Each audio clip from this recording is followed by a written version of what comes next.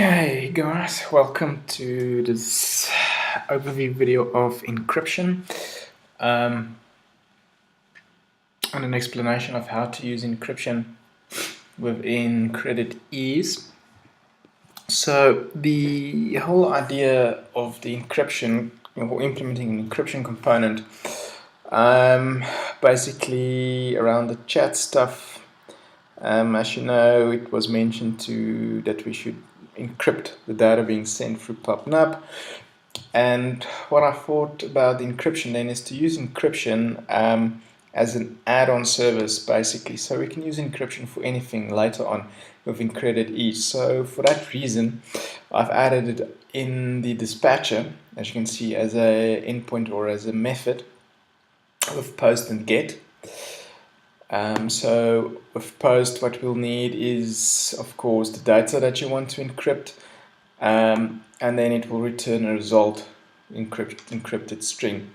The same, of course, in for get. You will basically pass on the get method. You will basically pass it the data that's encrypted, and it will then bring you back the result, the decrypted string in there.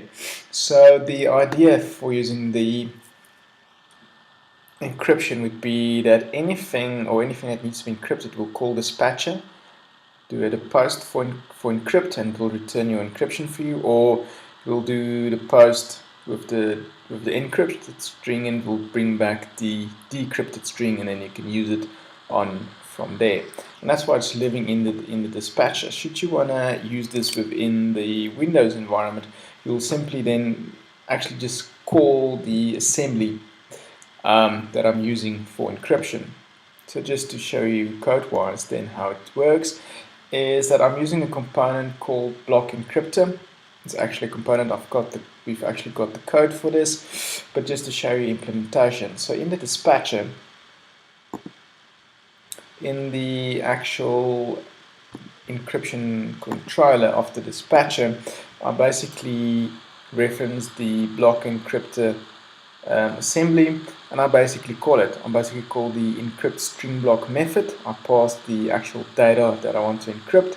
I pass our salt or our secret password that at this stage only the dispatcher knows about. And that's another advantage of calling the dispatcher, because the dispatcher is the only thing that actually knows what's happening within the encryption. You basically call that method, and it brings back your encrypted string. The same as well with the decryption. You basically call the decrypt string block method, pass through the encrypted string, it will go and get your salt that's being stored at the moment in configuration, and it will decrypt and bring back that decrypted string for you. So that is as simple as it is.